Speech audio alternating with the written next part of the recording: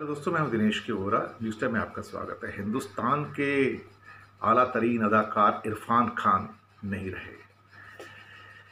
सबके प्यारे, सबके दुलारे इरफान, जो अपनी अदायगी के लिए पूरी दुनिया में जाने जाते थे, हिंदुस्तान ही नहीं, क्योंकि उन्होंने बहुत सारी इंटरनेशनल हॉलीवुड की पिक्चर्स में भी काम किया था, और जिसमें आपकी स्लम डॉग मिलियनेयर भी थी, और एक बहुत बड़ी फिल्म थी जिसमें उनका एक अहम रोल था, वो था जुरासिक पार्क। एक मतलब अजीब सी कहानी हो गई। वैसे वो जयपुर के रहने वाले थे, राजस्थान में। ओरिजिनली वहाँ भी जयपुर के पास एक जगह है टोंक, ये वहाँ के रहने वाले थे। और 4-5 दिन पहले ही, पिछले हफ्ते, उनकी मदर की भी डेथ हुई थी। ये खुद हॉस्पिटल में थे तो जा नहीं पाए। अब ब्रेन कैंसर था उनको, न्यूरो एंडोक्राइन ट्यूमर था। लंदन में भी पिछले साल इलाज करवाया था उन्होंने, लेकिन कुछ दिन पहले ये कोकिलाबेन हॉस्पिटल, जो कि अंबानी हॉस्पिटल है बेसिकली, वहाँ पे इनको दाखिल कराया गया था, पर बच नहीं पाए। कैंसर इनको ले गया अपने साथ में। ये पूरे इंडिया में इसकी वजह से शॉक हो गया, बल्कि हॉलीवुड के अंदर भी शॉक हुआ। हम लोग भी शॉक में आए, क्योंकि हम सभी उनके फैन थे। इरफान की उम्र भी कुछ नहीं थी, हार्डली 53 ईयर की उनकी एज थी। ये कोई उम्र नहीं है जाने की। और बीमार तो चल रहे थे, और अभी उनकी जो लेटेस्ट एक फिल्म आई थी, जो कि इंग्लैंड में इलाज के बाद भी उन्होंने स्टार्ट करके फिल्म फिनिश की थी, अंग्रेजी मीडियम।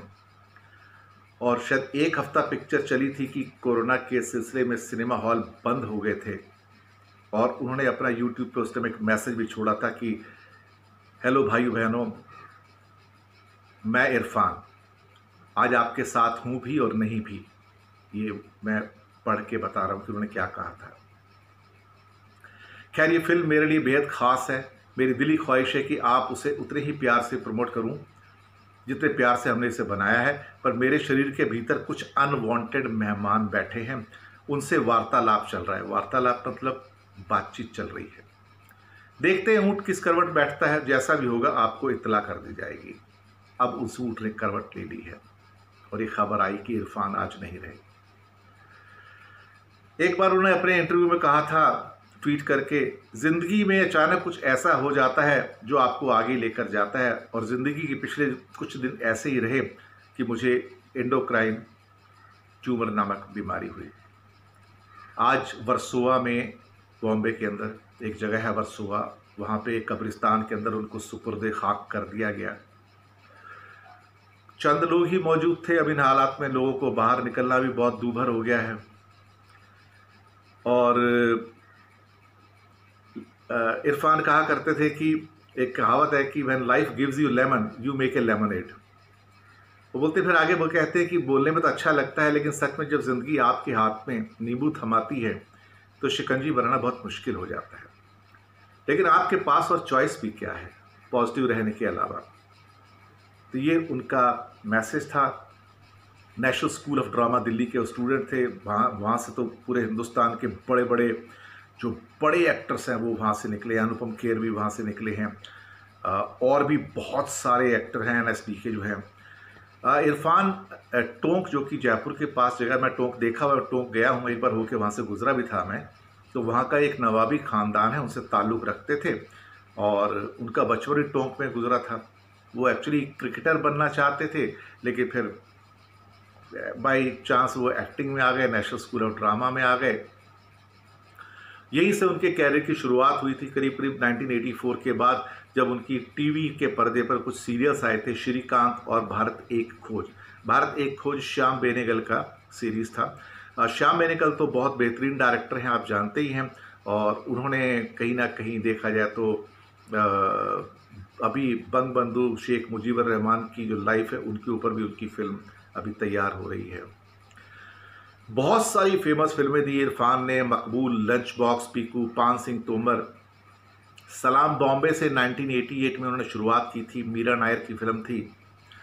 फिर उसके बाद life in metro, the lunch box, तलवार, हिंदी मीडियम, हासिल में नेगेटिव रोल था, इनको कई अवार्ड्स मिले, खास तौर से पान सिंह तोमर के लिए उनको बेस्ट एक्टर का नेशनल अवार्ड भी मिला है।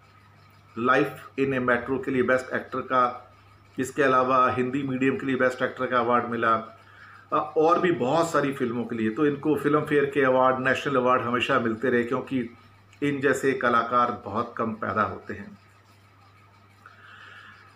देश के सारे लोगों ने, लता मंगेशकर, अमिताभ बच्चन, शाहरुख खान, करण जौहर, सब लोगों ने, अक्षय कुमार, अजय देवगन, इसके अलावा कंगना रनौत, बहुत सारे एक्टर्स ने और आम जिंदगी से जुड़े लोगों ने, इवन खेलों की दुनिया से जुड़े जो लोग हैं, उन्होंने भी एक बहुत अपना अफसोस जाहिर किया है कि इरफान हमारे बीच नहीं रहे। प्राइम मिनिस्टर मोदी ने भी इसके ऊपर अपना अफसोस जाहिर किया है कि सिनेमा और थिएटर के लिए बहुत बड़ा नुकसान है हमारे मुल्क के लिए, और ये मुल्क नुकसान अभी भर नहीं पाएगा। जावेद अख्तर का कहना था, बड़े राइटर्स हैं, कि इरफान की अदायगी एक करिश्मा है, कि उनसे आखिरी बार उन्होंने कहा कि मुलाकात लंदन में हुई थी, तब शेर व शायरी की बात चल रही थी, तो उन्होंने कहा था कि जल्द लौटेंगे, लेकिन नहीं लौट पाए और खुदा ने उनको अपने पास बुला लिया। पता नहीं, खुदा को भी अच्छे लोगों की ज़रूरत कुछ ज़्यादा ही होती है। अब हमारी ओर से और इस चैनल की ओर से इरफान को बहुत बहुत श्रद्धांजलि, हमारी होमेज है। और मैं समझता हूँ कि इरफान के चाहने वाले तो हिंदुस्तान, पाकिस्तान, नेपाल, बांग्लादेश, श्रीलंका और बहुत सारे मुल्कों में, यूरोप में और अमेरिका में, इवन हॉलीवुड के अंदर, क्योंकि उन्होंने काफ़ी फिल्मों में काम किया था, हॉलीवुड के अंदर बड़ी फिल्मों के अंदर काम किया था, तो वहाँ भी उनके चाहने वाले हैं। इरफान का जाना शायद हमारे फिल्म वर्ल्ड के अंदर एक बहुत बड़ा लॉस है, और 53 की एज थी उनकी सिर्फ। ये इररिपेरेबल डैमेज है, हम सब उनको मिस करेंगे। इरफान हम सब के प्यारे थे, नॉन कंट्रोवर्शियल थे, सब उनको चाहते थे, कभी उनके बारे में कोई कंट्रोवर्सी नहीं होती थी, बहुत सीधे इंसान थे। और उनकी एक फिल्म खास तौर से जो बिल्लू आई थी, जिसमें शाहरुख खान की प्रोडक्शन थी, एक्चुअली शाहरुख खान का भी रोल होता है, बहुत गरीब बार्बर का रोल करते हैं उसमें, एक सैलून चलाते हैं गांव में। वो मेरी पसंदीदा फिल्म रही है, मैंने कई बार उस फिल्म को देखा है। और जिस ढंग से वो अपनी हेल्पलेसनेस, गरीबी को जिस ढंग से उन्होंने उसको बताया है, शो किया एक्टिंग के अंदर, वो नायाब है। वो इसके लिए आपको एक परफेक्ट एक्टर चाहिए, और परफेक्ट एक्टर इरफान खान थे। जितने परफेक्ट एक्टर थे, उतने परफेक्ट इंसान थे। उनके पीछे उनकी पत्नी और 2 बच्चे, और उनकी पत्नी का नाम शायद सुदापा सिकदर है, वो बंगाल से हैं, 2 बच्चे हैं। ऊपर वाला उनको अपने जो भी उनका जगह है वहाँ बख्शे, जगह बख्शे, अपनी शरण मिले, ये हमारी दुआ है। और हम ऊपर वाले से दुआ करेंगे, प्रार्थना करेंगे कि इरफान खान की आत्मा को शांति मिले। शुक्रिया आपका।